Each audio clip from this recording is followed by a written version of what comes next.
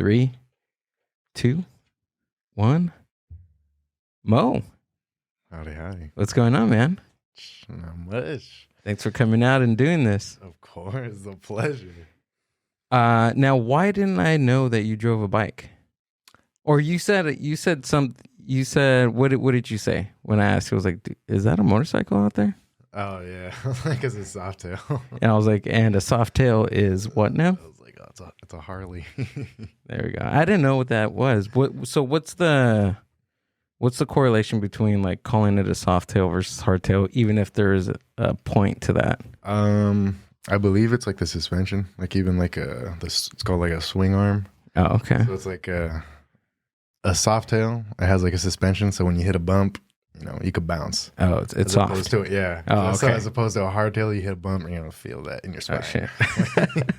Well, you're a vegan-based. Do you cook vegan-based cuisine? Yes, sir. How long have you been doing that for? I'd say about like 3 years. Oh, okay. Yeah. Nice.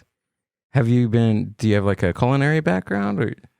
I wouldn't necessarily say like a super culinary background. Okay. Like That's fine. honestly, it's super funny. Like my culinary background was probably cooking with my grandpa. Like Okay. on like Saturday mornings and Right on. Sunday mornings. Like that's like years of that, and then definitely got more into like veganism, and then even just exploring more like cuisine. Like I just got exposed to so much cuisine, like Indian food, Thai food, like a lot more like Japanese food, and I realized that I really wanted to like do something with it. Yeah.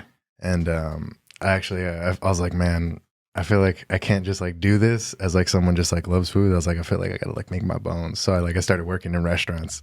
Oh, like okay. Going hardcore just to like. Really? I had like a imposter syndrome. I was like, oh, they're gonna know I'm a phony. They're gonna turn on this flat top, clean this flat top. Yeah, so I was like, I need to go through it to really like call myself like a cook. Oh, okay. It's like the journey I've been for like the past like 3 years, pretty much. Right. Did they on. ever ask for like certification or anything? Just like food handlers. Oh, okay. Pretty much. That's it, Dude, I think we're so much in I mean, come on, Amber, you can attest to this. It's so much. Don't throw me under the bus. No, I know, but I'm saying like we are in a service industry deficit right now as far as like employees. So people are looking for cooks. Mhm. People are looking for at least a little bit of experience close to having a food certification, right? I hire people and I'm like, all right, can you talk? Can you say hi? All No. right, you're hired. There's more of an extensive I'm kidding. hiring process than that. But I mean, that's just how it is right now. I mean, honestly, the first restaurant that I really like started cooking at, I was just like riding my bike by and I saw like Help Wanted at like a sushi spot, and I was like, I prefer not to like work at a sushi spot, but it is what it is. So I just walked in. I was like, I'm trying to talk to the owner, but like the job. Yeah. I said, no, I'm right here. He's like, oh, what have you done? And I was like, I was a dishwasher at Disneyland once. And he's like, and I love to cook. And he's like, you're hired. Yeah. No food handlers, no nothing. He's like, Oh my Dang. he's like, good. No social security card, no number, nothing like He's like, that. I like your spunk, kid. Like, you're in. That's awesome, dude. How long have you been? So, are you still like in working at different restaurant spots now? Yeah. Okay, cool. definitely. Right I on. had I went through like a couple like the sushi restaurant. I was there for a little while. Oh, that's cool. And I left that, and I was like, man, I don't even know if I want to work in like a restaurant after that. Like, cause Really? just because it's when you work for like certain small businesses, like they really like, I won't say they abuse you, but like they definitely they utilize you with like minimum pay. Like There you go. like they were like probably Monday through Wednesday. It was just me like all cooking in the back. Like I was Dang. dishwasher, prepper, like everything. Like I had to do it all. You're resourceful. So that's what it made me. So I'm like, Okay. I was like, okay, I can handle something like this. It gave me confidence, honestly. Yeah. And then, yeah, I was like, oh, I'm gonna take a break from that. I was like, I'm gonna focus on the pop up a little bit more. And then I was like, I still feel like I need to be more hardcore. Yeah. And I had been applying to cooking jobs like all over, and like Cheesecake Factory randomly hit me up, and they were like, oh yeah, they were like really good pay. And I was like, okay. I was like, for sure. Pulled up, and like the rest was history. I feel like that spot made me like a little cutthroat cook. Like Really? they put you through it. Like it's like if you go to Cheesecake, people like it's one of those jobs where it's like you see like the old Mexican guy that's just been there for like years, just like handling shit like nothing. You're like, all right, this is a cook. Like you can, like you come there and like you don't know like what you're doing. He's like, send this guy home. Oh, really? He's one of those guys. Yeah, like the brunch guy. Oh my god! Like I always like talk like horror stories about him. This like, is Moe's tell all, ladies and gentlemen. literally Oh, the Cheesecake Factory. the worst part is like it's comical, but like he really like told me like one day like it was like a brunch service and we had like a full screen like your screen just gets like full of tickets. Yeah. And we had like a screen where like you had to scroll to see the bottom. Like so we were like full of freaking tickets and like we were handling it. I felt like I was kicking ass. I took a moment to like, I sweat easy, you know what I mean? Like, this is what it is. Yeah. So I went over to like wipe my sweat and he's like, no. He's like, no sweating on the light. He's like, get the fuck over here. I was like, dude. I was like, Let me breathe. I was like, ooh. I was so tempted to like walk out. I was like, you're not about to tell me like I can't wipe my sweat on the line. He's like, no sweating on the line. Damn. And it's like a thing. Like a bunch of my friends know, they're just like, no sweating on the line. They're like, no laughing on the line. Yeah. But that high volume, dude, that high volume really gets you through like experience. Like if you work at, or if you experience high volume in a short amount of time, like that prepares you for anything. I think just anything that, you know, a restaurant will throw at you. Back of the house and front of the house too. Yeah, like the restaurants that I work at now, like it's like it gets to the point where you're like, oh, I really don't have much to do. As opposed to there, it's like nonstop, Like, right? Nonstop. Yeah, so it definitely gets you prepared. So from your experience, what have you taken from like going to working those, you know, sushi restaurant and Cheesecake Factory, high volume stuff? Like, what did you take from there for your pop up? I would say like. From the sushi restaurant, definitely like know your worth, and that like and I can like that I can handle it when shit hits the fan. Yeah, I'm the only one there. And then from Cheesecake, honestly, it was one of the managers there were like they were really good. I'm not gonna lie, there were some characters. Oh yeah, yeah, but, dude, you have to have there. I always say this, there's some gene, there's something like in you that you have to work in a restaurant or work in the food and beverage industry. There's something, you have to have it. Yeah, most certainly. Right? They definitely have it. But this one manager, his name was Carl. And like I take it with me every single day. Like anytime anything gets crazy, like we would have like a full screen like that on like a dinner service. So it'd be like me and one of the other guys, we'd be handling, start to freak out a little bit, got a full screen. You're like, oh shit. Yeah. It's getting crazy. They're like, where's the food? I'm like, it's working. And like if shit got too crazy, some of them would like come back and just help us. And like Carl, he would always come back and be like, you breathing? And I'm like, no. I'm just flying. I'm like all over the place. He's like, breathe. He's like, it's just food. He's like, take a breath. He's like, let's handle it. That's it. And like, just that second, that moment of like stop. Like, yeah, you get in like when you're going through it, like you're going through it. Yeah. So it's nice to have someone that'll like just be like, chill. You got it. Chill out. And it's like, just food. I always exactly. Yeah. And I always pass that through like even the other restaurants that I work at now. Like anytime they're like, oh shit, like it's getting crazy. I'm like, let's breathe. I was like, I'd rather make it beautiful than wait like 2 more minutes than for us to rush it and like make this shit with bad intent. Like, yeah.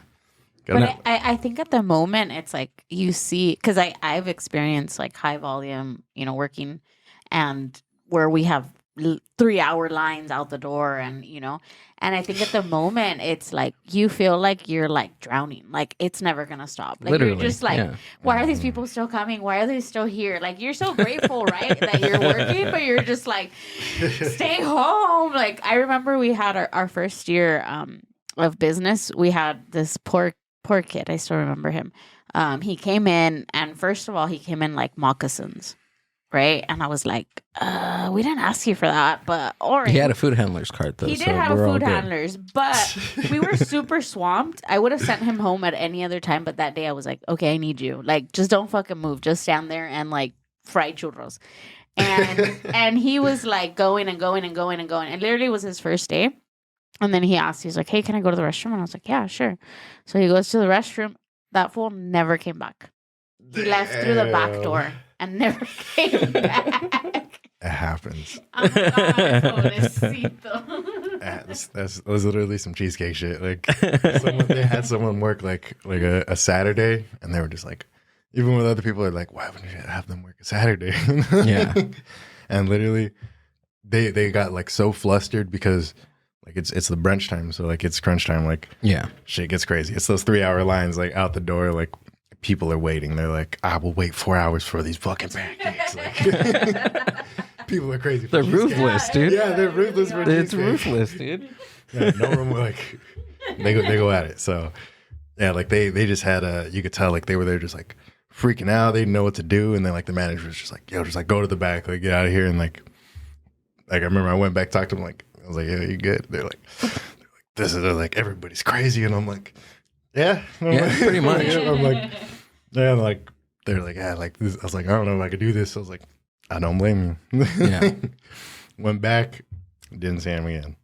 Yeah. I'm like, it's crazy. I mean, it takes like an experienced, I guess, manager, you say, like in food and beverage, to know when to just not take it easy, but just say it's just food. And that's what I used to tell my staff. It's just hot dogs and it's just beer. That's it. That's what we sell. We're not doing brain surgery. We're not. Nobody's dying here. No, like we're not paramedics. We're not police officers. We're food and beverage people. We're crazy, but we're food and beverage people. Yep. And your manager or your dude at the Cheesecake Factory. It's just like sometimes your staff needs to hear that. You know what I mean? Like when they're going through it, or like.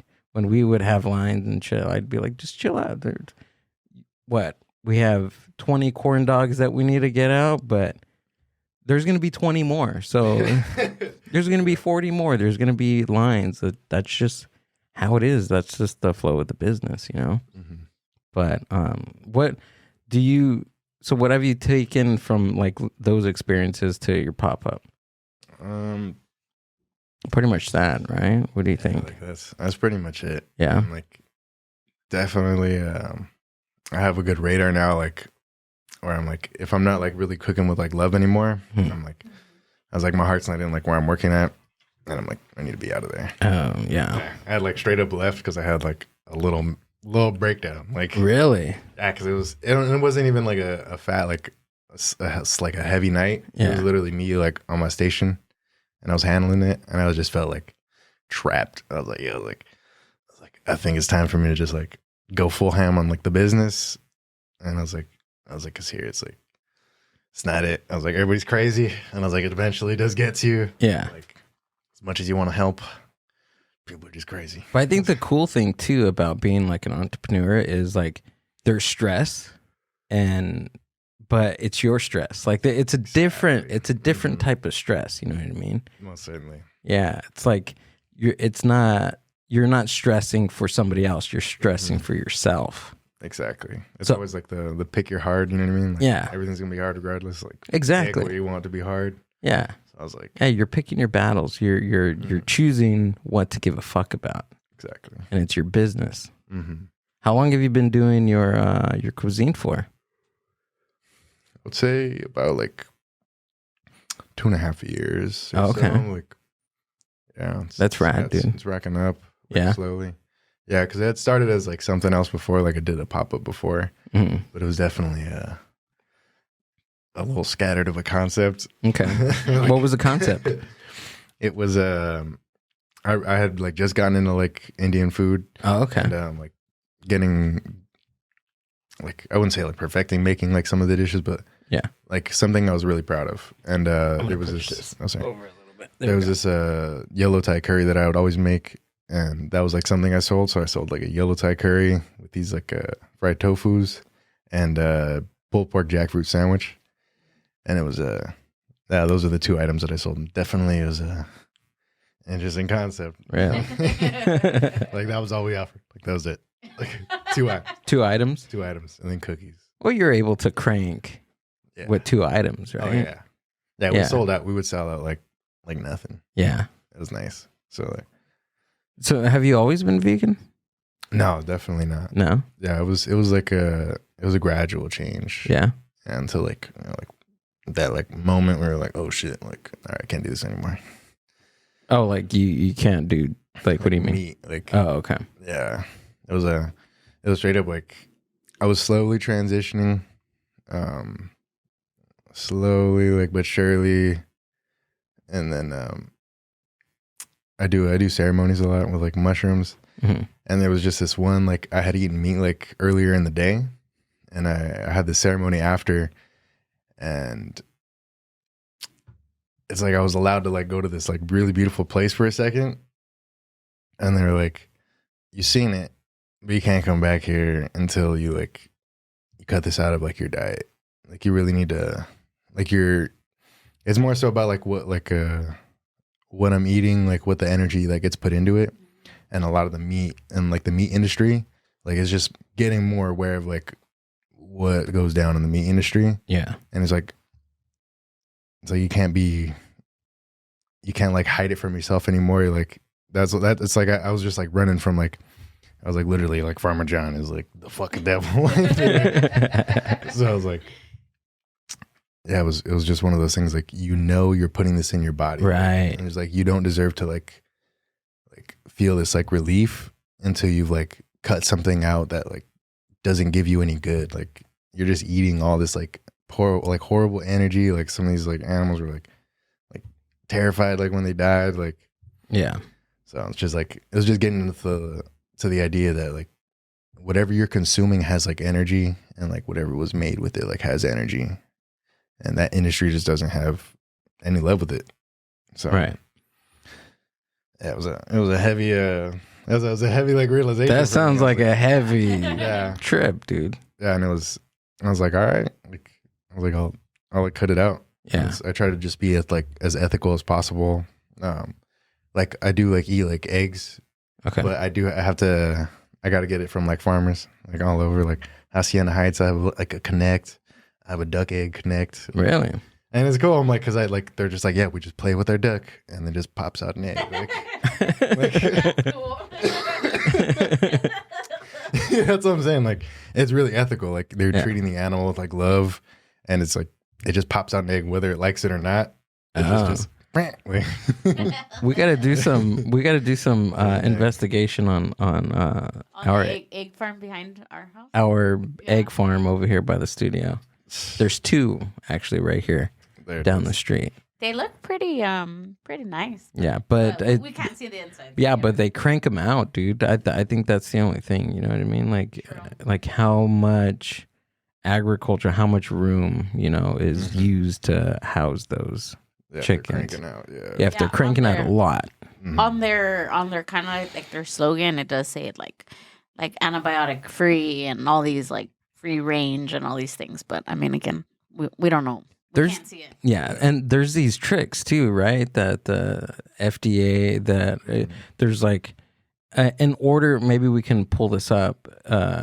Like a cage free is like maybe like 2 feet. I don't know. I'm gonna butcher it. Some weird. Yeah, I know exactly what you're talking about. You know what I mean? And they can still be housed like with no sunlight, never experiencing sunlight. Yeah, but that's cage free. Cage free, exactly.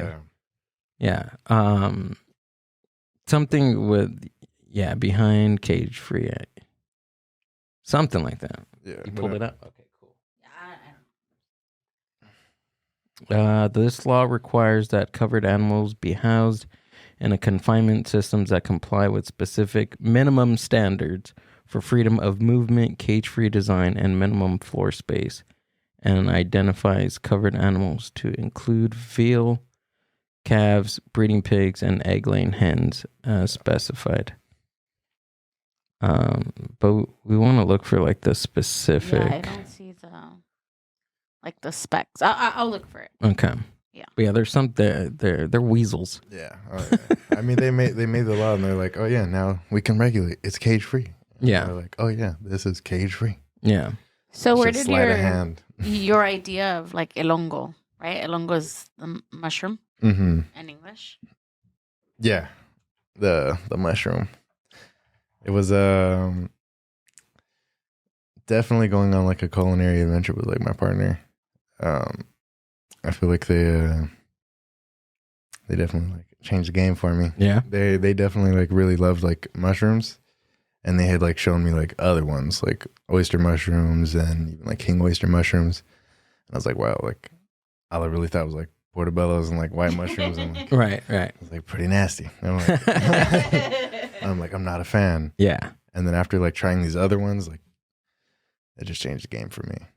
Oyster mushrooms are really good. There's this place called Smoke and Fire that has. I mean, they're not an all vegan place, but they do a chicken, quote unquote chicken sandwich with oyster mushroom. It's fucking huge. It's a big ass mushroom. Oh damn! Yeah, So they use use chunk. Yeah, they use the cap, the stem. It looks like the whole fucking root of the mushroom, but it looks cool, dude. Now you can. Oh man, you can make it delicious, like chicken and waffles with it. They're probably like the Oyster? meatiest, yeah, oyster. Like Okay. blue oyster or pearl, probably like blue oyster specifically. Like those are like maybe even like brown, but like blue oysters are like so meaty. Like when you really like cook them right, like press them, sear them, like season them up, you could really get them like almost identical to meat. So with your menu, they're all mushrooms. Mm-hmm. Everything is complete. Everything is completely made out of mushrooms. Except for the bread and tortillas. Yeah. But Um, everything's all mushrooms. I got like the classic like OG oyster, mhm. and that's like my version of just like asada. Oh, there's a blue. That's a blue one. Okay. Yeah, they are beautiful. Look up the oyster. Oh, that was blue oyster. Yeah. Okay. Yeah, I think that's what it was. Yeah, Right? there's blue, pearl, yellow, pink. There's different colors. Yeah, Damn. yeah, the pink. Oh yeah, so you can see it in the top search bar. I'll just scroll up. Oh, right here. Oh yeah, see how it says like Oh, yeah. pink, yellow. Yeah, Wow. they're really beautiful. Like the pink ones. Yeah, see, look at that vibrant pink. Do one on the these right. grow around here, like locally, or? No, you'll usually find like I would say like I think they're called like Italian oysters or just like the pearl blue, just like whatever Mother Nature turns out. But they're usually on like the browner side. Wow, these are nice. And are these all? If you know, are they all from the same spores, or they have different spores? Yeah, like they the have, different color. Yeah, they have different colors. Oh, okay. Sometimes some of them actually. So the different colors are specified by their certain spore. Honestly, I'm not even too Yeah. sure about that. That's getting to the science of it. Yeah. It's like, why is this flower purple? Yeah. And this one green. Oh, that looks like, is that chicken? No, huh? Just that's oyster mushrooms. Yeah. Yeah. That's what I'm saying. Wow. You can make a delicious like chicken and waffles. Like that's my favorite. That looks amazing. Wow, that looks great. It is delicious. That's definitely like my favorite, like meaty one. Yeah. If I'm feeling meaty, that's the one. Yeah, dude. And then also like lion's mane. That's like the one we make our pulled pork out of. Oh, really? Yeah, I used to have it like before it was the pulled pork sandwich. It was the tri-tip. So I made tri-tip out of it, or like a. How did your event go yesterday? Sorry, we missed it. Oh, I didn't. We didn't end up doing it after. Oh, a while. really? Yeah, because I was like getting over like being sick, and I was like, I don't even have time to be like really prepared for it. I would always tell people like if I can't do it like 100%. And I was like, I don't even like to, Okay. like to do it. No, that's Like, good. I don't like to half-ass stuff. If I No, I get it. I get it. Okay. Oh, I see how this one's like it almost would emulate like shredded beef, right? Or like shredded something. Yeah, I make it- them into like steaks, and then I like shred them by Oh, hand, nice. and then like cook it again. I gotta. That one is made with a Oh, lot of shit. love. Lion's mane steak. Oh yeah, see. Damn. All right, guys. Welcome That's to the the Wicked man. Kitchen. Today, This is the man super right here? excited. Oh, I'm going to yeah. show Yeah? you how to make these amazing Derek lion's mane steaks. Serrano, I think, or I forgot his name. Blow away anybody. Yeah, I follow him on Instagram. He's a What? legend. This is amazing lion's mane steaks. Stay tuned. Wow. Derek Sarno, yeah, there you go. Finally, I'm so excited to show how to That guy's a Forward G. it. Brain boosting barbecue. He's an amazing freaking cook. Like I That's- recommend following him on Instagram, like Yeah. for a lot of vegan stuff. He's got you. Mushrooms specifically. On there. Yeah. Great. Oh yeah. Seasoning's really sticking. Man, that I'm looks gonna great. do it again, because they're really thick right now. If I want to get it thinner, it's all up to you how thick or thin you want to do it. So, but how long? Like, I like timelines. Like, how long ago did you get the idea of like, you know what? I'm gonna give up dairy. I'm gonna give up eggs, or I'm gonna give up chicken specifically. It was like all like during like that time of that ceremony. Really? Yeah. Like you- I had but- already given up dairy. Oh, Dairy was okay. pretty easy to give up Mhm. just because like that one was like even more brutal. Like the dairy industry is like just as bad, if not worse. Of like as like the meat industry. Like so it was more Gotcha. so just coming into that awareness that you can't really like shake anymore. Mm. It's more so like just battling yourself. You're like, it's like, well, it's like what is it, like the Matrix, where he's like, this tastes so fucking. He's like, might be fake, but it tastes Yeah, so yeah. fucking good. I'm like, Right. that's what I would have been in. I'm like, it's like I have to at least put like some intention of what I'm doing, Yeah. and I just slowly weaned off. Yeah. Especially like, because I've been off and on vegan, or vegan or vegetarian for years, dude. Since like, I'm 32 now. I first fell into like the whole vegan thing like at like maybe like 17, 18 years old. Damn. But that's like off and on, dude. That's like, okay, I'm vegan for like a year. Like, or I'll go on a That's plant-based. hardcore for like. Yeah, for a couple of years, and then I'll fall off, and then I'll get fucking fat as fuck, and then I'll stop and be like, you know what? I need to fix my clean eating, dude. Mhm. And I It's would all go a back and balance. do it. Yeah. But like, what really got me was really doing my homework in, like you said, like the industry of how factory farming and the agriculture and how it's fucking up the planet and Mhm. all that stuff. It's hardcore. Yeah. Yeah. I think we played it before, dude. Amber, when we were talking about when we were talking to Ramos about Earthlings, have you seen that?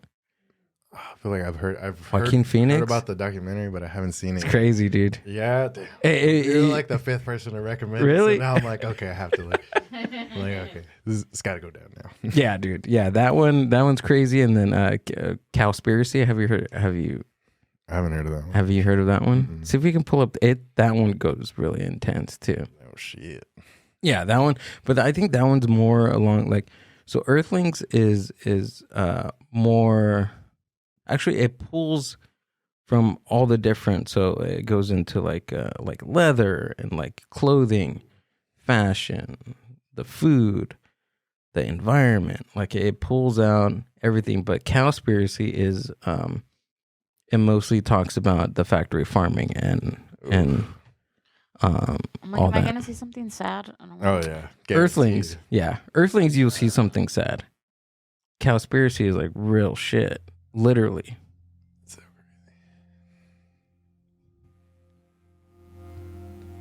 that will rock and inspire. That's Any right. concern of us making this documentary? If you don't realize right now that you're putting your neck on the chopping block, you better take that camera and throw it away.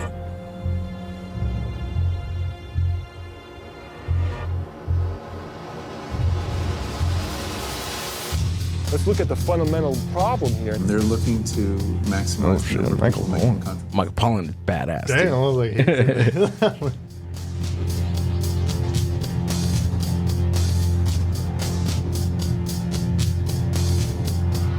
No one wants to talk about it. There's suppression and mismanagement of information everywhere it abounds. It starts at the local level, but then it goes all the way to Congress. Yeah, he goes to all these different companies, and they don't even want to talk to him about it.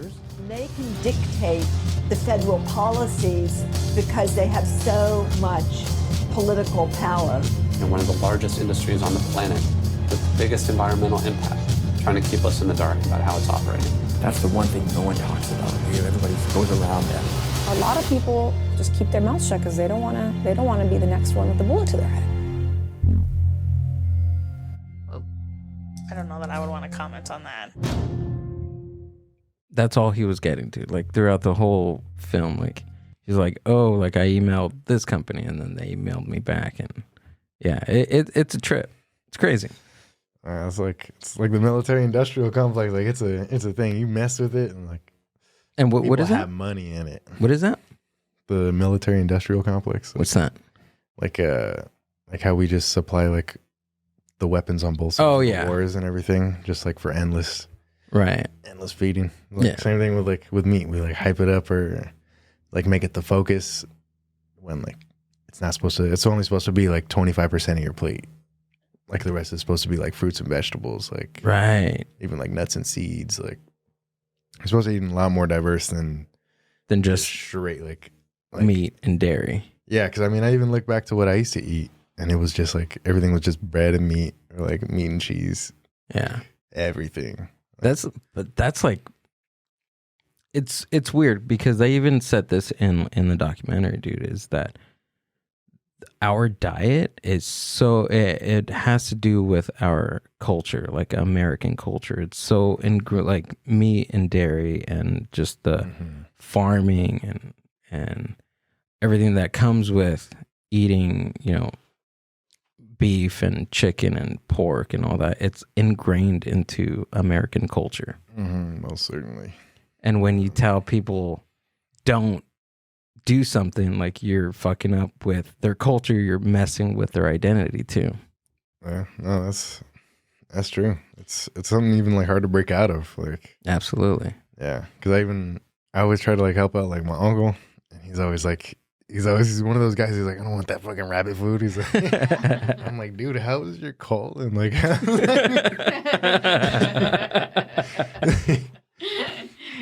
you're like, is your stool normal? Are you right? I'm concerned. I'm like, at least my grandparents are down to like, they try. Yeah, they try a lot more. Oh, that's good. But he's like the only that's one cool. That's like, he's like, oh, like I don't eat that. Like, yeah. I always say the story of my dad. A few years ago, we were at a competition for my niece, and he was getting hungry, and he's like, you know what, I'm gonna just walk out there in Anaheim, and he's like, I'm gonna walk down the street and I'm gonna look for something to eat. So we're like, okay. So then he texts us. We have a family group chat, and he texts us, and he's like, hey, I found this burger place that has like a chili cheeseburger. It's so good. Like whenever you guys are done there, come and meet me to have lunch. And we're like, okay, cool.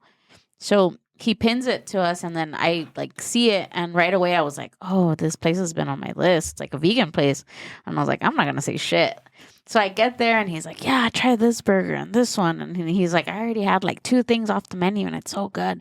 And then I was like, Dad, it's vegan? And he's like, no, it's not. And I was like, Dad, it says right there, like, vegan. And he was like, fuck, I didn't even notice. Like, and he just says, he's like, I didn't notice. If no one would have told me, like, I didn't know. I ate it, and it was delicious. And I think that, like, a lot of times, like, Latino culture, like, for us, like, at the shop, we have a lot of vegan items. And I'll tell people, like, oh, yeah, do you want this one? It's vegan. And they're like, oh, no. I want the fat. I want the real stuff. I want that. And I'm like, dude, you haven't even fucking tried it. Like, it's probably even better than, like, the regular stuff. Yeah. And then, too, like, if they want all the fat and sugar, sometimes some vegan stuff isn't. It's not all healthy. It's not all healthy. This is processed. Yeah. I mean, some of it, right? Yeah. But like I was saying, like there's like how I don't know if you want to talk about this, but like how because I've been out of the scene for a very long time, especially like with vegan, like the vegan community. When I think what I seen, like it became like polarized. Of course, like everything, like in 2020 with Donald Trump and like Democrats and Republicans and stuff. Like, is that still how it is now? Because you had your environmental vegans, you had your foodie vegans, you had your Republican vegan. You know what I mean? Like they're just became so like black and white and polarized. Like, oh, I'm with this group, I'm with this vegan, I'm with this type of vegan. Is it the same thing now? No, honestly, I don't think it. Or you don't even care, like it.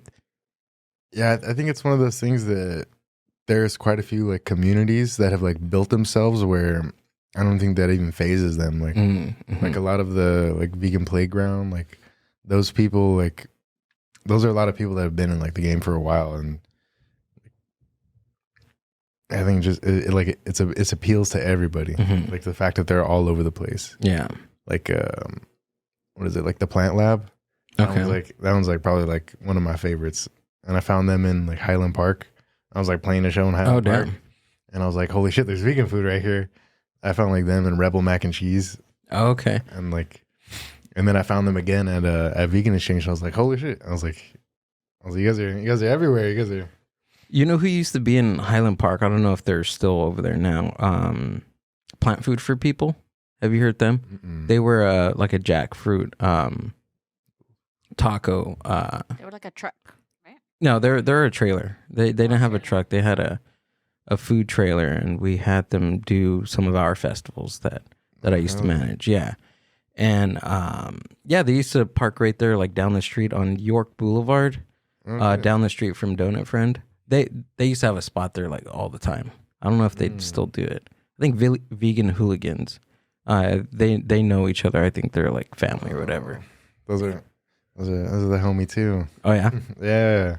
He always eats at the restaurant that I work at. Oh okay. Yeah, him and the like my head chef, like they're really like good homies. Oh nice. Yeah. Okay. And you said when you played, you play an instrument. You're in a band, man. Yeah. Really? Yeah, we haven't been like practicing as much this year. But yeah, like last year we played quite a few shows. Yeah. What do you play? I play bass. Nice. Stand-up bass or electric? Electric. Yeah. But I have a stand-up. You have a stand-up? Oh yeah. Damn, those are cool, beautiful. Dude. It is such a warm instrument. Yeah. Oh man. Oh yeah. What do you usually play on it? For the stand-up, like just straight jazz. Oh, jazz. Oh yeah, that's like dang, dude. That's my favorite for like the stand-up bass. Like, oh man, like there's this one like really beautiful song that I had like learned on it called like "Trying Times" by Roberta Flack. And like, oh man, like even that's not as much like jazzy, but it is still like pretty jazzy. It's that like jazz soul crossover that like everything that was going down in like the 60s. Yeah, I would say like about the 60s. And that's my sweet spot for a lot of music. What's your band called? It's the Homegirls band, Fake Jazz. Okay, what is it called? Fake Jazz. Fake Jazz? Yeah. Do you have anything on that we can look up? Oh hell yeah. We got the Spotify's. I don't know if it's on YouTube, but Can I look for it? Or? Yeah, definitely try. Check out like What would it be? Maybe Shintaro, like Fake Jazz, and then Shintaro. Fake Jazz. That's the name of the band. And then and then SHINT. Shintaro, yeah, the first one. Let's see if it pops up. Oh, there we are! Yeah. Well, this one? Can I do this one? Or you want to do the first one? Yeah, I'll do that. I don't know if I'm in that one. Am I in that one? Check it. Let's check it out. This is 10 minutes ago. I don't even know.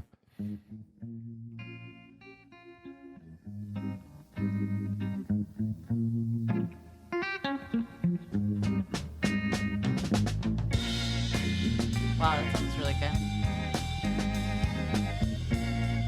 Got the organ, dude. Yeah. I don't know, homegirl. I could vibe with this. I could vibe with fake jazz.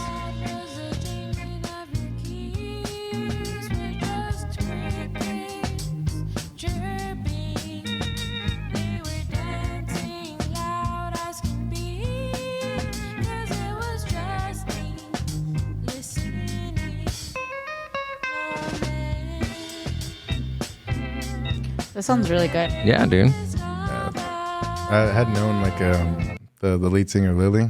I'd known her for like quite a few years, like before we had like worked together. But she was one of those like artists that I had just like loved like forever. Really? She was in like another band before called Te Adoro. And oh man, they were like I don't even know. They were. Oh, she plays guitar and sings. And sings. Yeah, she's incredibly talented. Damn, dude. So is everyone in the band like Latinos, or it's a mixture? I think. Oh yeah, I am right there. There he is. No shit.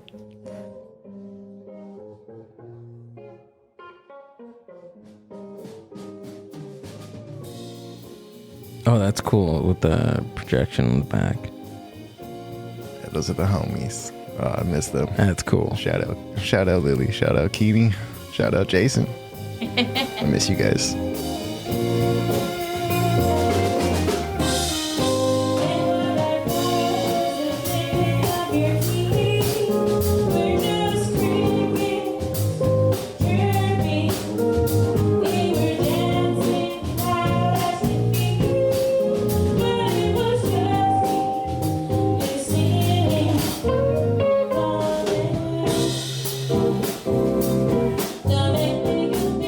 That's really cool. That's sweet. sweet. I feel like I play bass like the 60s guys, like English rock guys. Like I'm like, man, I can't like I just don't look cool.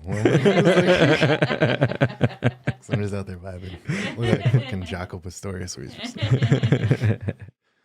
is what it is. So Angie from the McCharmleys, dude, she actually she was like, you know what, you should hit up y'all like mushrooms, you should hit up my buddy Mo, dude. Yeah, so Angie. Shout out to Angie for connecting us, man. Hell yeah, for real. Yeah. Damn. I had a shirt from them, the Lost Cat shirt. Mm-hmm. And I was like, oh man, once I get the new bike, I was like, I'm gonna do a freaking photo shoot for them and this shit. And then like the shirt got like stained on the collar, and I was like, why did I wear it so much? Like, but it's such a badass shirt. Damn. But I need to hit him up. What up, Angie? Like, let me get another shirt. Like, I'm modeling it for you. Like, I got the bike. I got the bike ready. I got everything. Trying to look cute in the shirt for you guys. That's awesome. So did you meet her through the like playing in bands? No, I met her through my partner Aixa. Oh, okay. Yeah. Right on. Yeah, super cool, dude. Yeah, so Andrew's super cool. She's a shit. Yeah. She's really talented. Absolutely, man. Yeah, I talked about this like on the past couple of episodes, but yeah, like when it was something just about like the tone of like their whole vibe of the McCharmleys, just like not necessarily just Angie, but just like them, their synergy of like them together playing with the 5-piece harmony, and I'm just like, what the fuck? It's crazy. Yeah, it's there, dude. Badass. Yeah. They had played at a Friendsgiving. That was like where I first got to see them play. Oh, really? At a Friendsgiving? Yeah. That's awesome, dude. Yeah, it's one of the homies' Piñata studio. Really? Yeah. Shout out La Piñata studio. It's probably like relatively close to here. Is it really? It's in like West Covina. La Piñata studio. Yeah. So if you guys ever need like dope ass custom piñatas, like, really? Oh my god, she made a freaking piñata for 2 Chainz. Oh shit. Did she really? Yeah. Can we look that up, please? Look up like 2 Chainz pug piñata. I think it's like yeah, like the homegirl Sin. Yeah, she's a legend. That's awesome, and she just does like custom orders, like whatever. Yeah, Like whatever. a lot of people hit her up, and she's Yeah. incredibly talented. Yeah, like Doing something for art 2 pieces. Chainz. That's crazy. She does like these huge art pieces too, and I'm like, oh man, takes it to a whole nother level. It's an art. Like you gotta love it. You gotta like out of respect for the people that push it. Yeah, dude. And yep, there it is. Oh shit, that's cool. There's a video. Viceland did a video of it. Yeah. 100K piñata. That's fucking awesome. Dang, good for her. Wait, That shit's 100K or said that shit's 1K? worth more than 1K. 1K. 1K. You said 100K. I did? Yeah. Oh, my bad. This is a pinata. This is a pinata, yeah. I am a 3rd generation pinata maker. So Okay. we went ahead and custom made trap. Is that your homie? Yeah. Yeah? This is a Yeah, the homie said. I had no idea I was about to run into this.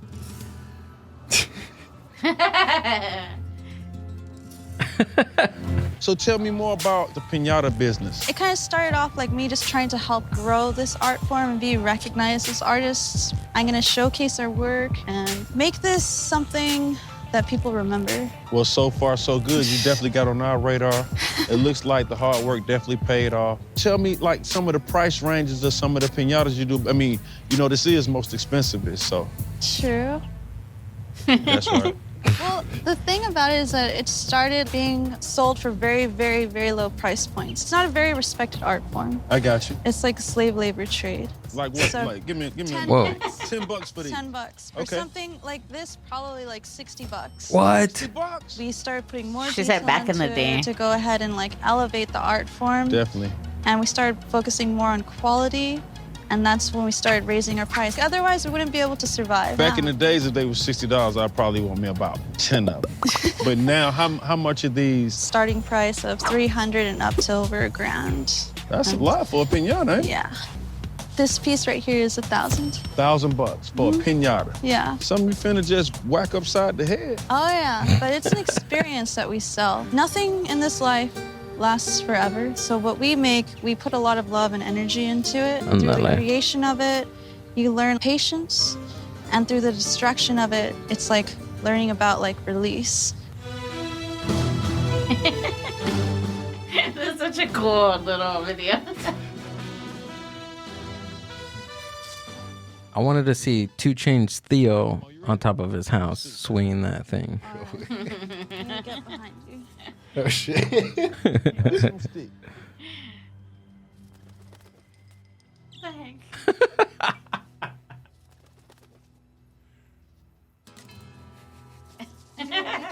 I love how they made this thing so epic.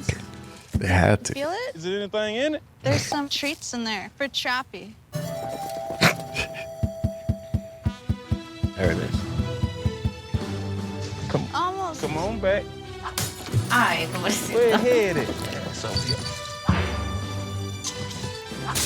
Oh, this shit done bent.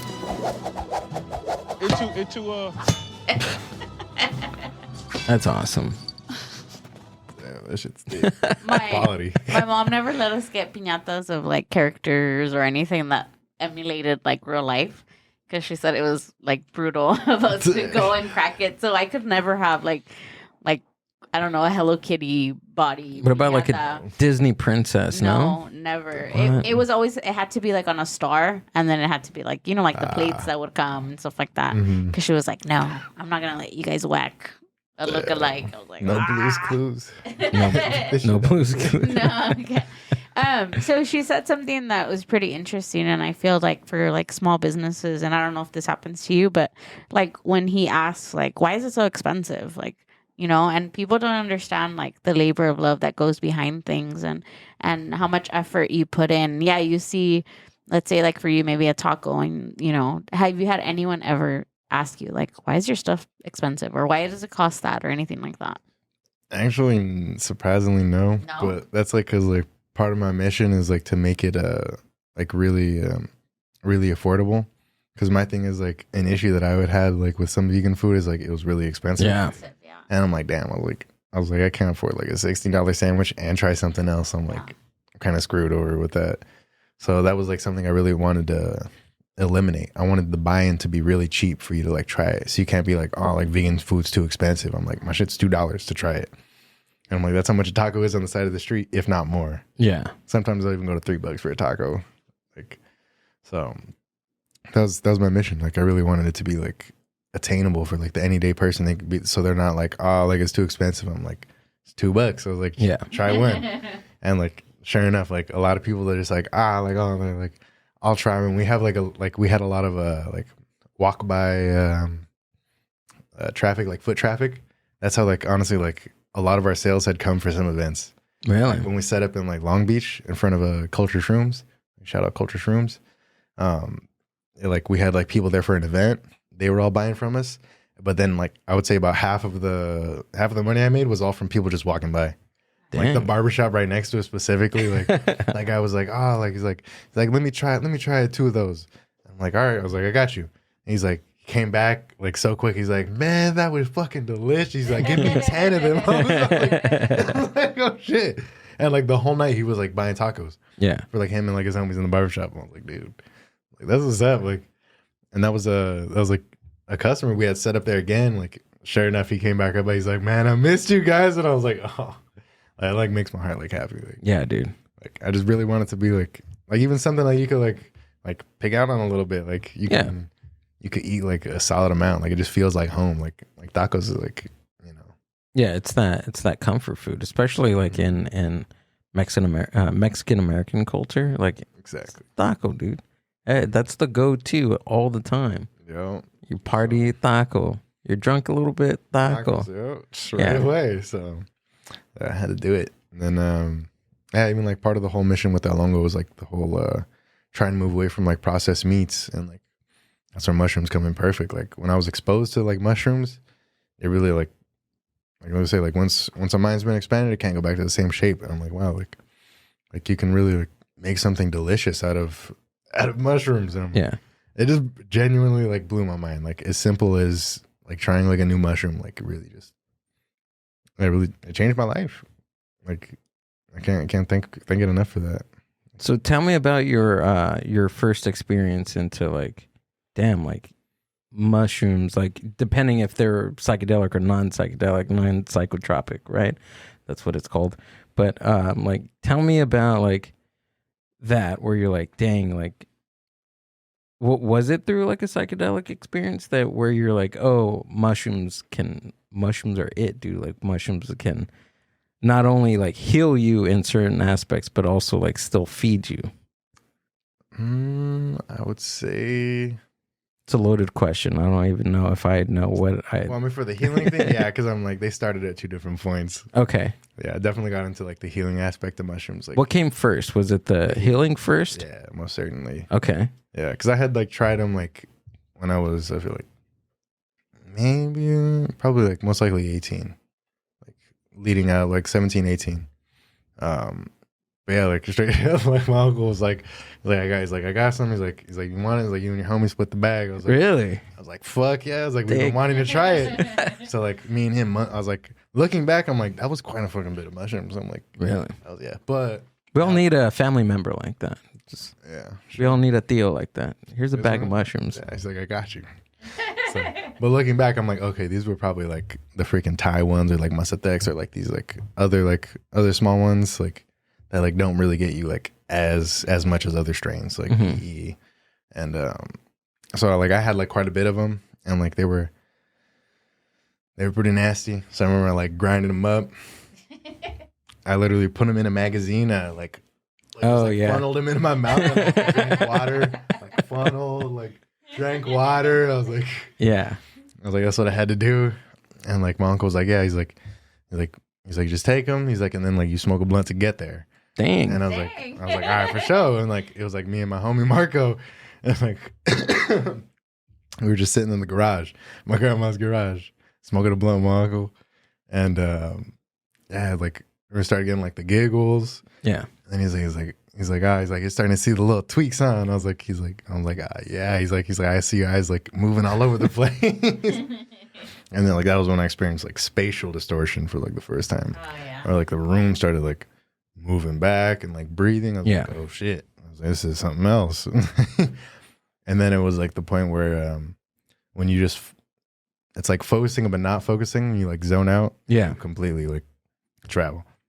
So Absolutely. that was the first time I had like experienced that crazy shit. Oh man, that's not even the end of the story. Shit, like we went through that for a little bit where I was just like traveling. I guess that's all I could say. Like looking back, I'm like, yep, I was just phasing in and out, and it was like me and my friend were like, all right, like it's like we should just go to Jack in the Box or something. I was like, I'm kind of hungry. He's like, I'm down. And we like got outside and like the sky was like this like vibrant like blue purple, and like we were both just like, damn, it's like there's so much air out here. It's like, and like we started walking. He's like, why are we walking? He's like, it's so slow. He's like, we should just run. And we was like fucking full on like sprinting, like full on sprinted all the way to like Jack in the Box. Like if you know like Santa Fe Springs, like we were by Santa Fe Springs, or no, what is it? Damn. It's not Jersey Park. What is that? Los Nietos Park. We were right by Los Nietos Park, and we ran all the way to the fucking Jack in the Box, like full sprint. Like didn't stop until we got to like the 99-cent store parking lot. And I was like, damn. I was like, got here pretty fast. And he's like, yeah. And I was like, I looked up and I was like, damn. I was like, the stars are like so fucking beautiful right now. I was like, we should just like lay down. It's like, and just look at them for a second. And we laid down with like our heads resting on the speed bump, like. And then I remember I was like, man, this is really beautiful. And I like looked down. I was like, I started to see like lights. I was like, oh shit. I was like, we should get up. I was like, I think the car's coming. So we got up and it was a fucking cop. Oh. He's like, you guys good? And I was like, yeah. I was like, we're just going to Jack in the Box. And he's like, all right, be safe. I'm like, You're like, dang. Yeah. I was like, oh shit. He's like, yeah. He's like, yeah. We just walked to Jack in the Box and we were at like anybody that's done like acid, you're just like, damn, like when is this gonna end? Yeah. So we were at that. We're just like sitting there with some curly fries and a breakfast jack, just waiting to not trip out. But yeah, that was my first time with like mushrooms. Damn, dude. I think I didn't really do them as much. I got more into acid. Oh, really? Yeah, I got heavily into acid. Okay. And then it wasn't until I had like met like one of like another partner that like we were both like more interested in like trying like mushrooms. Mm-hmm. And I just met like a bunch of people. Like we just like both met like a bunch of people, and I got exposed to like the healing aspect of it. Like some of my friends had done it more like ceremonially that I met, and they're like, oh yeah, we do like a I don't know if it was like a full moon or if it was like the spring like equinox or something. Like it was something to like, it was like the spring. They were welcoming in the spring pretty much. And my friend Lexus, she was the one that was like she was all about like the medicine and like a healer, and she like really worked with like the medicine. And that was where I even like first heard it called like the medicine and everything. And they really exposed me to like the culture of like oh shit, like I didn't even know that this was like a thing, like you could use it like this. And I have like, then I started doing the ceremonies, and it was it's all about like intention. That's where you like really learn that. And yeah, that was definitely, like I said, once the mind's been expanded to a certain point, can't go back. Like couldn't use mushrooms for like any psychedelic like for fun anymore. Like it was like some kind of fun. Like sometimes like it's more so about like intention. Like fun could be like, oh, I want to go like on a hike with you, and like we're gonna like do some mushrooms, and we're gonna get like become closer. Like that could be the intention, right? And you have a good ass time. You know what I mean? You're joking the whole time, doing whatever. Like that could be the intention. But it was definitely more so like starting to work through shit. Like, absolutely. That was when I got exposed to this shit. Like you're like, why am I crying so much? Yeah, that was like when I first heard the words like shadow work and shit like that. And I was like, ugh. I was like, okay, it's like time to address everything. Yeah. That's where shit starts getting heavy, and it's like you can either give them two paths. You know, you can either be like, damn, the steak tastes so delicious, even though it's fake, or like you can just start doing the work. Yeah. But eventually, it's gonna cycle back. I was like, that's what it just all became, like aware of the cycles. Yeah, putting in the work from what, like your intention. You have your intentions going into your experience, mm-hmm. and then coming out of the experience and working those intentions to like your real life or your everyday life. That's the work. Yeah, Yeah. Integration. But that's what they call the it. game. Yeah. Mm-hmm. That's the beautiful thing of it, and I think that a lot of people don't understand because we do see psychedelics as like a party thing, right? Or we're just gonna see stuff, and I want to see things, and it's like when you start seeing them in like the medicinal way, or like quote like therapeutic or therapy, it's like it just changes it completely. Because I know for me, that's what I thought was like people just did it to see things and colors, and I was gonna be laughing, and I was gonna be like, and then I started crying, and I was like, what the fuck am I crying for? Like, and it does, it breaks down this barrier, but it's nice. It is. It really is. Yeah. I'm pretty thankful too for those things because it's so amazing. Like it's truly fucking amazing that there are that is very herbal, that it comes from like the earth, that it's there growing out of fucking nothing, like growing out of like dung sometimes. Yeah. And it can have like a huge impact on someone's psyche, like on someone's healing, on not only that mushrooms can be like your food, but they can also be used as like medicines. Yeah. How much of like the curandero stuff have you like looked into? Like I haven't gotten that far, but like for the other brews, like like for the, is that what you're saying? Like or like healers? Like I'm saying like in the rituals and stuff, because I've never done it like on like I've done like with intention like on my own, but never like in like a ceremony setting. Oh, that's definitely like what we would do. Even with some of my other friends, like we definitely would always have like we had like the older homie that he was the plant master. Or like he was the one that knew how to work with like the other plants. And, okay. Yeah, like he'd be one to like show you the way, make it a ceremony.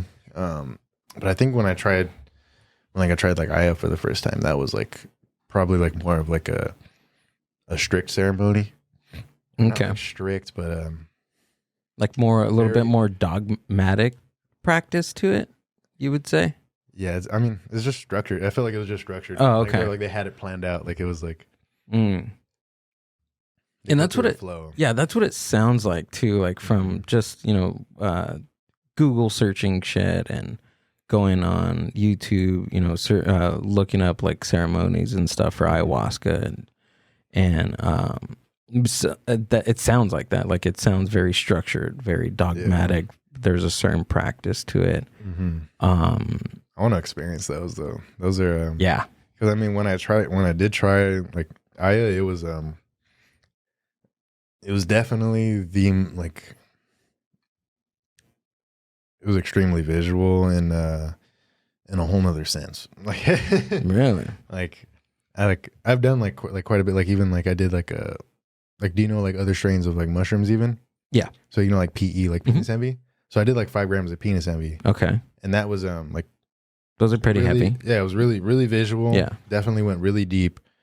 But ayahuasca was like, I don't even know. Like I feel like with mushrooms, you're definitely traveling. You're going on like a journey, as opposed to like ayahuasca really just like lifts Dang. like it just lifts like the veil like right in front of you, and you're like, oh, like yeah, like when that ceremony was pretty bananas. Damn. Yeah, like the other people there, they were fucking going through it. Really? Like, I was definitely more experienced with like even other brews, like so I'm used to like even like, purging and everything. So there's other brews besides ayahuasca? I mean, there's like hundreds of thousands of plants that have DMT in it. So you really just need like the MAIO inhibitor, I think that's what it's called, and a plant. Yeah. Like so I mean, you just mix those two together and then you have a plant medicine. Yeah. So there's some that like even some tribes haven't even worked with that like have no lineage. But it's just like a plant that you can use because it has like the DMT properties in it and the inhibitor. Yeah. Mix them together and you got magic. Isn't the also the inhibitor is also like the agent that is that also has like the receptors for your brain? Do you know that? I just know that's the one that stops you from digesting DMT. That's what it is. Yeah. Okay. It stops you from like digesting it. Yeah. But you have to be careful. Be it like that's why you're not supposed to eat like dairy or meat because the fact that you're not like digesting certain things means like stuff with like certain bacteria, like milk and like cheese and like meat that can like possibly be carried through. Like, really? You can either like get sick. Sometimes you can straight up die. I don't know if it's like that for some of them, but I know you can get like really sick like for some of them. Holy shit!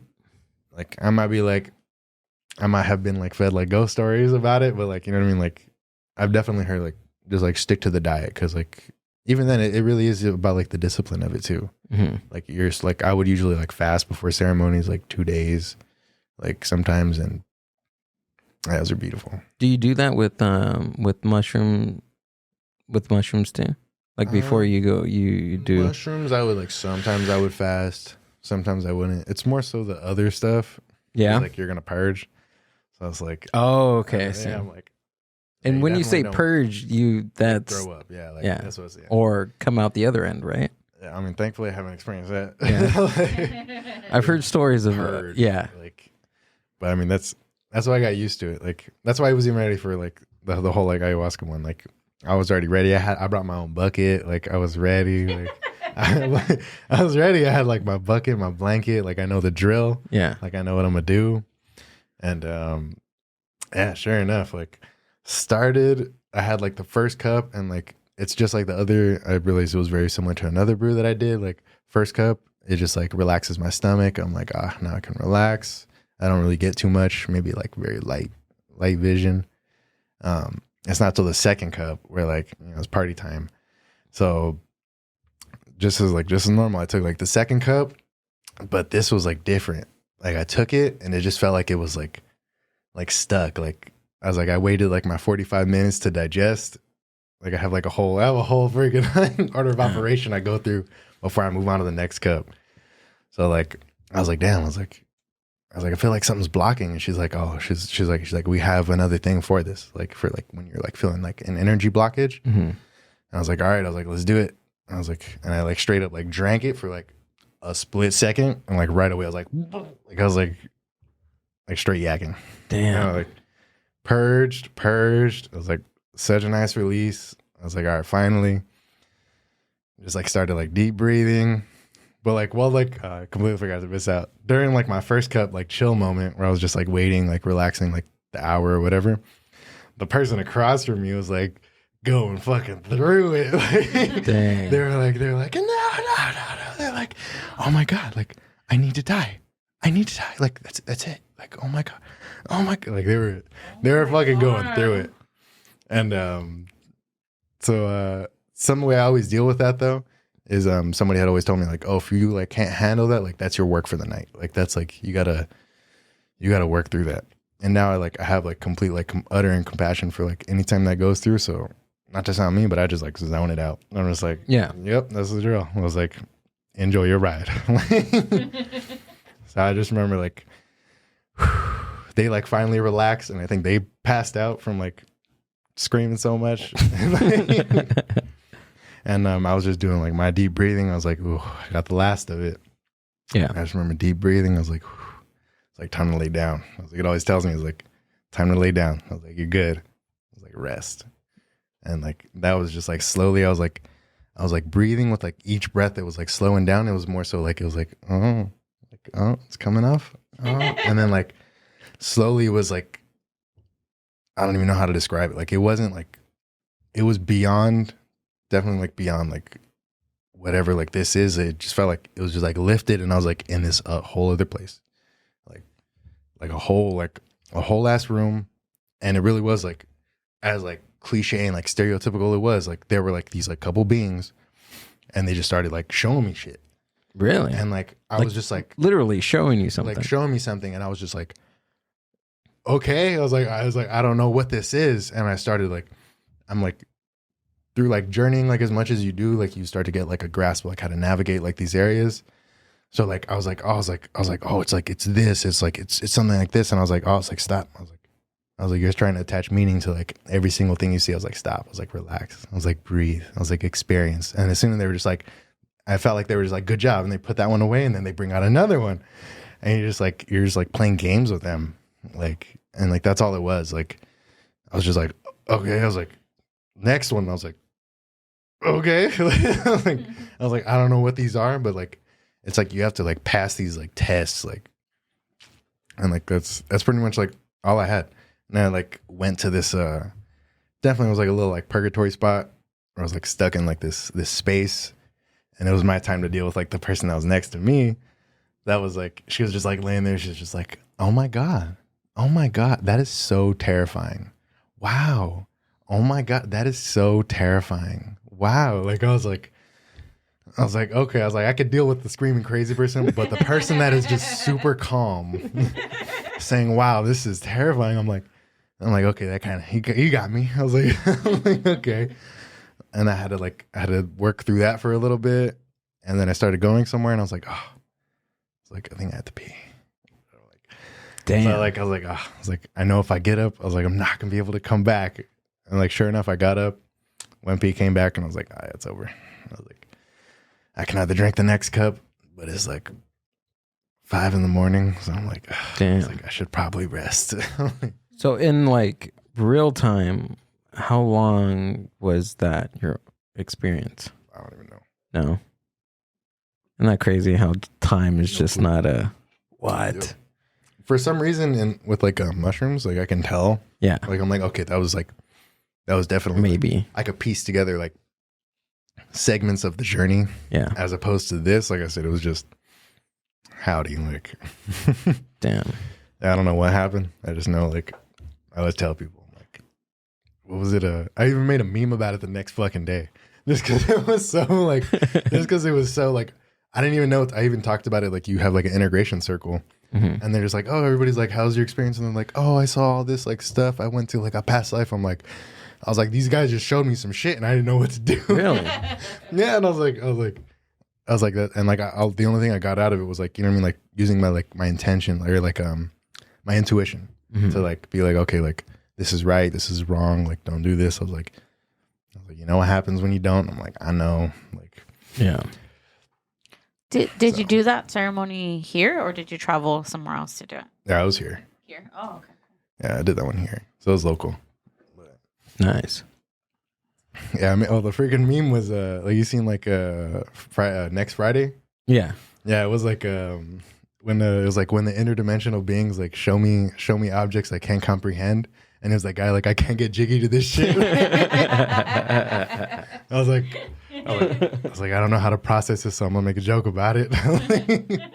Usually that's my first thing. I got to make a joke of it. Yeah, but they told me like the main person that ran it, the healer, she was saying like, she's like, oh, like you definitely probably got more of like a cleansing. She's like, usually like, he's like, you're welcome to come back like tonight. He's like, and do like the next round. And I was like, I can't. I gotta go pick up my boo at like the airport. Yeah. I'm like, as much as I want to.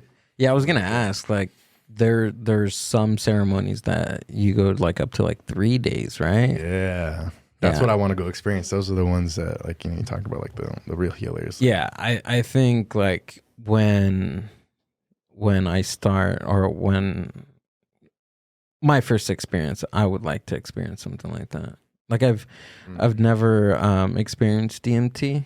I don't like smoking it or drinking like a ayahuasca brew. Mm-hmm. So I don't know. Like, what would you suggest? Have you smoked it before? Have you smoked DMT? I haven't. But one of my I've had like quite a few friends that have done it. Mm-hmm. And, what do they prefer? The brew or the? Yeah, I mean the brew is just more ceremonial. Yeah. Okay. You go through it. Like, yeah, I want to go through it. It's the whole process of like purging. Yeah, I mean, for me, like, right? The first time I had done it, I was like, I don't know about like throwing up. I was like, that's kind of embarrassing. I'm like, I feel weird about like just throwing up in front of people. Now I'm like, I'm like, how's your night going? Like, yeah. No, I was like, yeah, I don't mind. Like, but like it really is like the whole. Even if you do like the fasting, it's the whole like you're like anytime you get a little hungry, like you just remind yourself like we're preparing ourselves. What's our intention? You know what I mean? Like all right. And like when you get there, you're ready. You're just you spent this whole time like just like preparing yourself, and then you drink the brew. You go through it. You like purge, and like once you like finally like release and your body's like done. Like it's like giving up all of like the gross stuff that's like been like bottled up in like your body. It like releases all that, cleans it all out, and then it's like, all right, like the medicine's just like time to relax. It's something about that. It's something about that visceral response of vomiting that just does something to your psyche before and after, or even during your experience. You know, like there was a couple of times where, you know, I'd be already going to that that mushroom space, and I'm like, I gotta fucking throw up, dude. I gotta vomit, right? So I mean, I release it all, and I feel fucking amazing after. It's like I had to do that. Like I don't know if it was just like the whole action of just like, you know, something coming out of my body, or just like the whatever it was. It made me feel better. I think that one is definitely like for the mushrooms specifically, or actually both of them. I mean, you're like technically in a sense poisoning your body. You are. So your body's response is just like, get this the fuck out. Like, nah. So yeah. So I feel it. So it's definitely like a really like a release after you're done, like you said. Yeah. You're like, okay, it's good. It's good. And then from there, dude, it's just like it's liftoff, ladies and gentlemen. Yep. Houston has Elvis has left the building. Gonzo. Yeah. But that's fucking rad, dude. We gotta talk off air about that. That's fucking awesome. I've been called to do it again. I haven't been doing it as much. It's because I've been on a grind. But yeah, it calls you. You know what I mean? Like it calls you. Like it does. Once you start working with it, it's like, oh, it's time. It was like you know, he's like, it's more so like, I feel like it's just meeting yourself again. You're just like, all right, like let's check our progress. Yeah. And you're like what's been going on.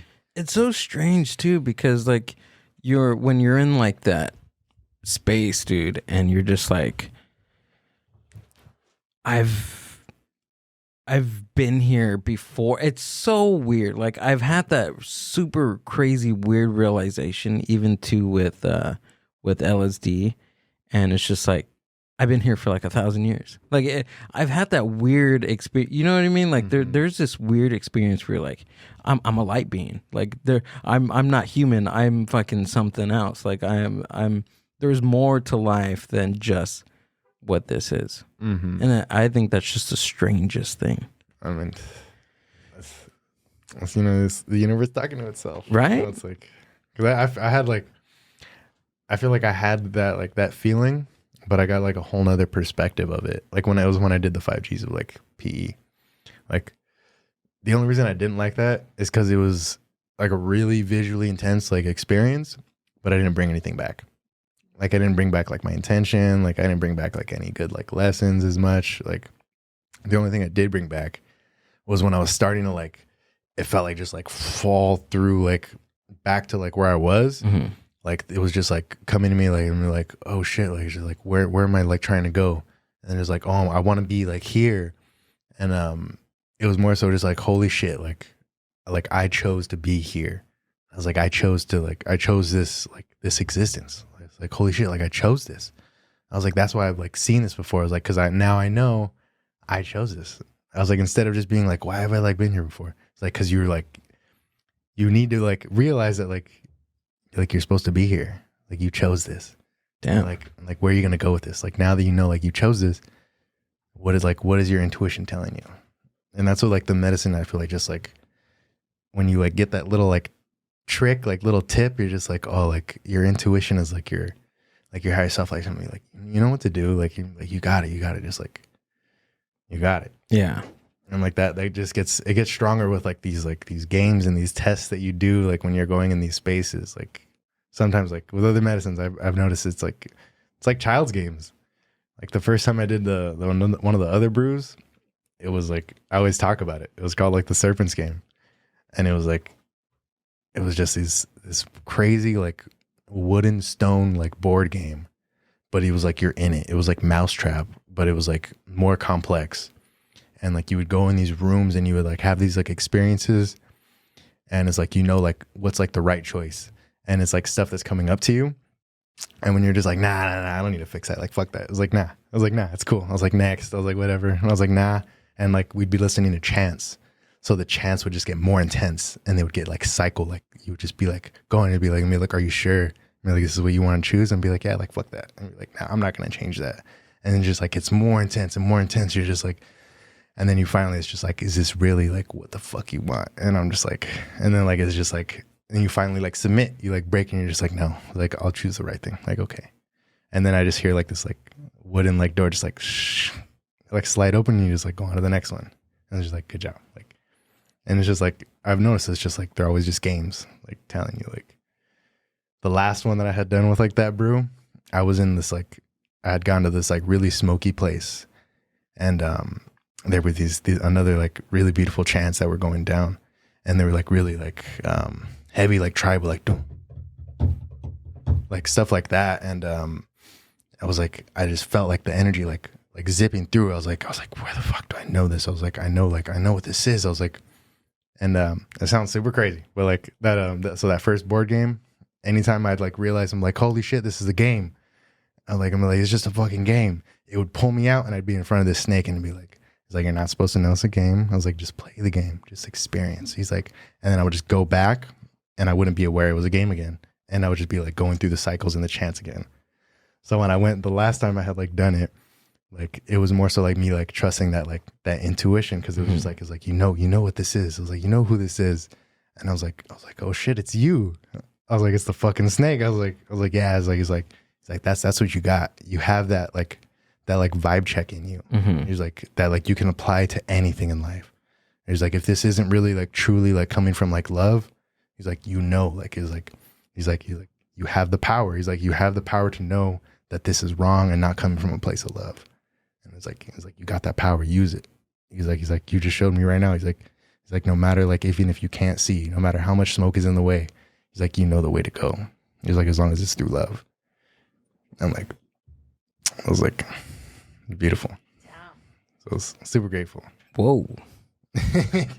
So, I mean, from there, like how, like you described your realization of how, like what the serpent was, what that board game was. Like, did you immediately find out? Like, did you immediately come to that realization or was it like a few days? It was like, oh no, I'd like, when I was like in the experience, that was when I realized it was a game and I would be taken out and I'd be in front of the snake and be like, you're not supposed to know. How do you even interpret that? You just experience it. Yeah. And that's what it taught me to do. It was just like, stop trying to attach meaning to every single thing. Experience it first, then like be like, okay, like what was this really showing me? You like always have your intention as your guide. It's your arrow. Use it. And you know what I mean? Just experience. Have that intention with your heart. The medicine's going to take you and like take your hand. Like just make sure you're experiencing like fully, like you're fully present when you're experiencing. You're not just trying to be like, oh, this is this. Oh, okay. This means this. Like this means like, no, like just breathe. Damn. Just stop, breathe, experience, and let the medicine work. Like it's going to do what it's going to do regardless. Like surrender and breathe. Like, and the medicine got you. Damn. It always has you. Damn, dude. My machine elves are going to have a lot of work to do when I take it. They told me when you smoke the DMT, it's like a straight limpia. Like it's like, there's like, you just feel like freaking. Olympia? Like a limpia, like a clean, like a cleansing. Oh, okay. Yeah, like, and I was like, oh shit. Like, I was like, that sounds wild. I hear so many different stories about smoking it. So I'm like, if it comes to me, it comes to me, but I'm not looking for it. See, that's how I was with the mushrooms. And I think that's how I am with the DMT, with the 5-DM DMT. That's, or any type. I think the mushrooms falling into my lap just like a few years ago, like it was just out of pure luck. And just every other couple times was pure luck, you know? And I think if I don't know, I really don't know at this point, but yeah, exactly. If it's going to fall into my lap or if it's going to, you know. It's no coincidence. Exactly. It's trying to find you. It'll happen. Right. Mm-hmm. Absolutely. It's all connected. Yeah. That whole thing too is like, oh, it's all connected. Like we're all one. It's love is the that's mushrooms. That's the mycelial web. That is the like the mushrooms, the fruiting body, but everything is connected. Yeah. Through the mycelium. And that's us. It's like everything is connected. Yeah. By the web. I always feel like you even talking about your experiences, like I feel like maybe we don't understand fully, but we understand, right? And we don't think like, oh, you're crazy. Oh, you saw those things, right? Because I haven't been using mushrooms for a long time, but I remember after the first time I used it, I tried to tell like my friend, like, oh my God, it's amazing, you know? Mm-hmm. And she was just like, are you okay? Like, are you going to be okay? Like, and I just felt so crazy telling her what I had experienced and that I had seen like, some crazy funny. shit. I seen what's it called? The pyramid, like, but the Aztec pyramid, like come out of like my sister's pool. Oh, and I was like, oh. And my friend was just like, are you serious? Like, are you okay? And I was like, no, but it wasn't scary. I'm trying to explain to people, right? But it's just, you can't explain without sounding crazy. But once you experience it, you're like, yeah, I fucking get it. Like, I mean, that's why right away I was like, you guys have done it. I was like, I can talk crazy then. I was like, you already know what's up. But it took what? It took like me talking about psychedelics for 3.5 years. Yeah. Right, Amber? Yeah. It after every experience was just like, I was just like scared. It was scary to put yourself through something like that or be vulnerable or even see the things that you see. But once you do it, it's like, that's not scary. Like you just take what you experience and what you do. And I think that's the nice part of doing it with intent is like, you don't just do it to do it to like trip out and you see colors. Cause mine aren't as visual. It's more like inside my brain and things connect and things make sense. And I work through whatever I'm feeling at that time. It's the downloads. Yeah. And what also helps is, reading something like picking up a book about psychedelics or picking up a book about mushrooms. You pointed out Michael Pollan.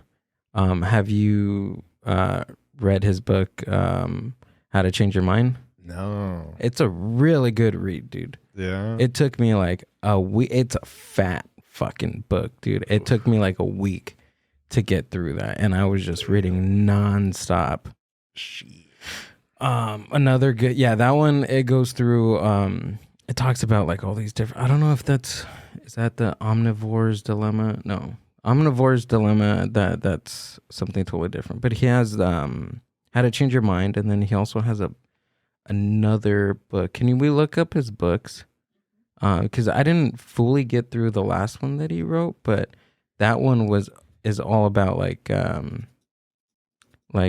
plants, like even like the cocoa bean on the history of caffeine and poppy seeds and the weird laws between poppy seed, because we can grow fucking poppy flowers just like in a field, but once you start processing it, once you start processing it, trying to make heroin, like then it becomes illegal. Like he goes through all that stuff.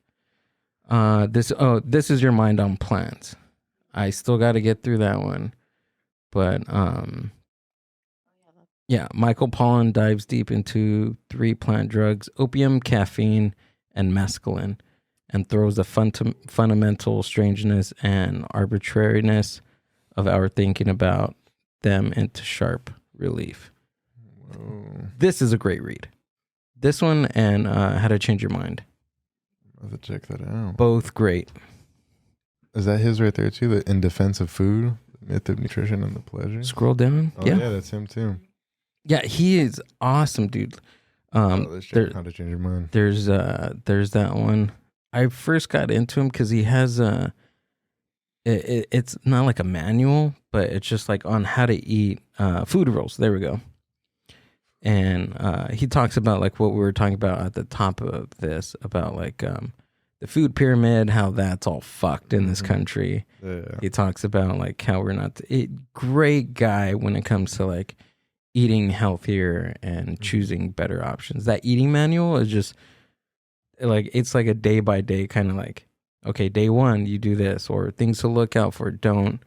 He has this concept in that book about supermarkets and how certain aisles are placed in certain areas of the markets to capitalize on stuff on it. Yeah. Exactly, yeah.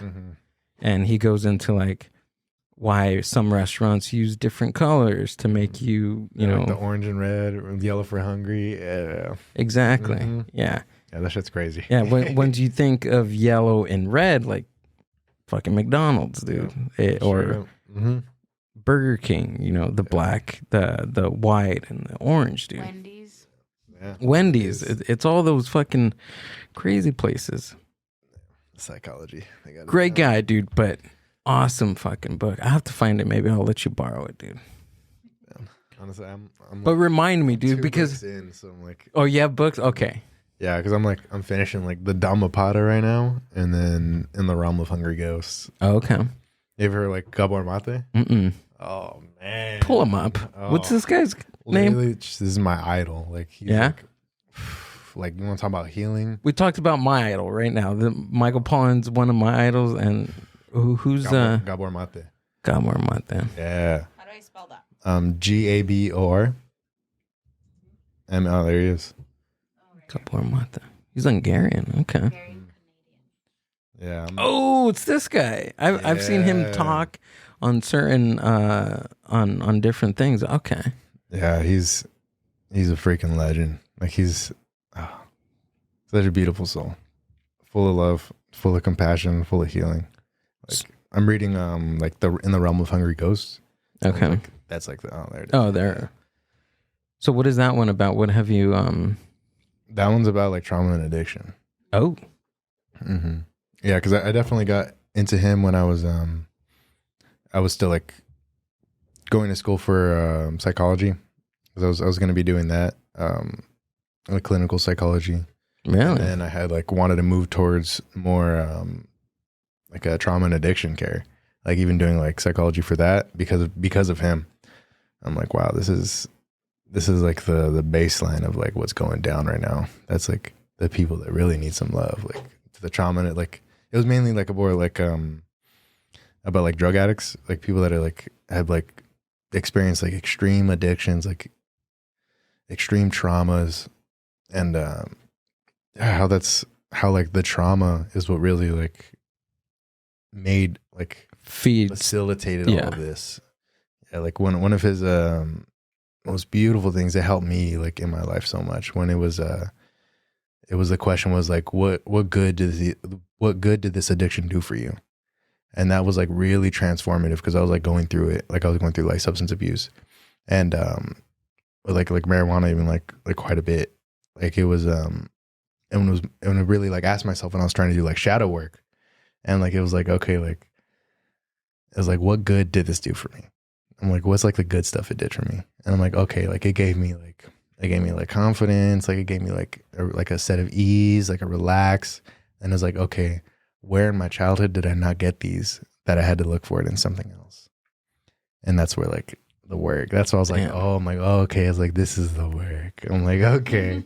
I'm like, okay. I'm like, where? I was like, that's when you start doing like the trauma, because it's like that's where it comes from, in the realm, like you're trying to feed. It comes from the realm of hungry ghosts, is like from a Japanese saying about these like ghosts that would like have a never-ending hunger, like a large belly and like a small mouth, and they were never able to fill it. And that's like the addiction. Like you keep on trying to like fill it, but you just can't get like enough. Like there's like, you can only fit so much. And like that's what he talks about. Damn, dude. So like the really, that question was like the thing that was like really transformative for me. I was like, okay, like, so trauma is like where it like stems from. That's like, that's what made me like wanna, that's what got me on that whole journey. Whoa. But I'm down for Michael Pollan now too, because he's more like nutrition, and I'm actually like switching the major. I might do like a double, but like is going towards like being a nutritionist now. Oh, really? Okay. Yeah, so that's why I'm like really interested. Oh, you're going to school right now? I'm probably gonna go back. I like stopped when COVID hit. Like I was going full time, straight A's and B's. Damn. And then just went online, and I was like, "This is what I paid for." Yeah, dude, it's it's totally different because like I was working full time. I had a full time position, full time salaried manager, and then once COVID hit, I decided I was like, you know what, I want to go back to school. Let me try it. So I did. I did that for like about a year and a half, right, Amber? And I studied psychology. I took some courses that I wanted to take, rock and roll history, stuff like that. But majority of the classes were in writing and psychology. And through studying, psychology online stuff, I was also going through that psychedelia, picking up Michael Pollan books and learning about mushrooms and the brain, simultaneously studying, the history of psychedelics, but also getting a college type of, course into psychology. It was fun. Like I had a great time just going, doing the online thing and then going through my own, going through it, through my own psychedelic experience journey.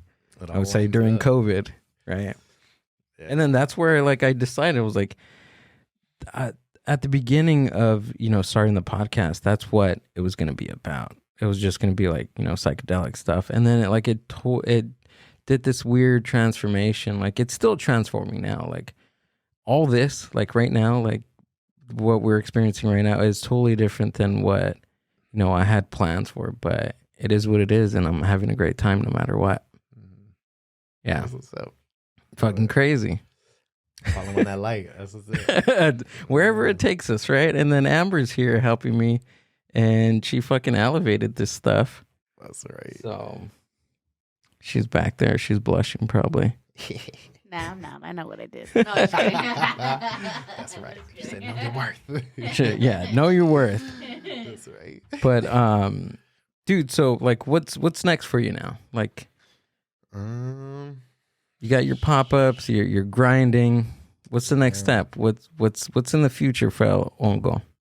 For El Hongo, I would say in about 3 months we're gonna be at Vegan Playground, like consistently, and then we're also gonna be popping up. I wouldn't say like also like every. I'm not sure if it'll be every single time, but like I said, I think I told you guys we had that the once a month, the first Sunday of the month for plant-based Aslan. That's the one that we like.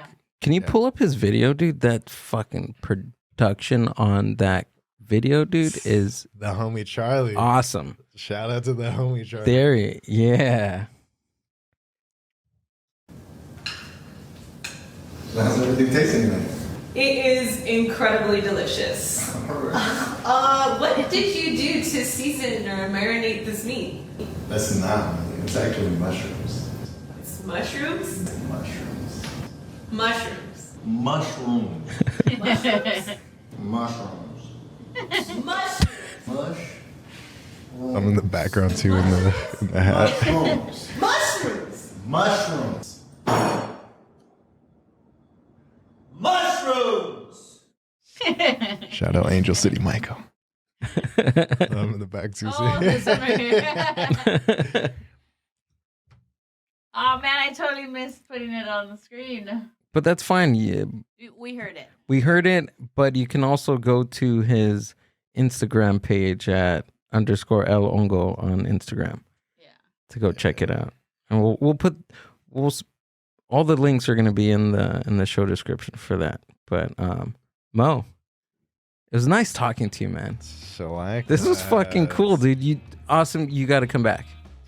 Let me know. You got to come back and we'll set that up. But go ahead and tell us about El Hongo. I would say coming up soon, Mondays and Tuesdays. You can catch us in LA. We're gonna be popping up in a restaurant, so we'll be like consistently there. For Sundays, catch us at Plant Based Aslan. And then Slice Slick and Sundays, every second Sunday, that one's going to be popping off. That one I'm also hosting too, so going to be DJing, having a bunch of fun. There we go. Slanging the tacos, pulled pork sandwiches, all the goodies. So pull up.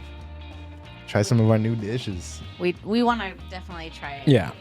Oh, That's on our list. We got a lot more dishes coming up too down the pipeline. Damn. Look at that. looks delicious. Look at that. Just Mushrooms? Mushrooms. Now my mouth just got like super watery. I'm gonna make some at home right now. There we go. Warm my soul. That's cool. That's awesome, man. Dude, thanks for stopping by and talking to us. Thanks for And having me. yeah, all the links to Mo's stuff is going to be down in the show description. Thanks for watching on YouTube. You guys are watching. I fucking see you guys. You guys are watching. Just subscribe to the channel. All right? Subscribe.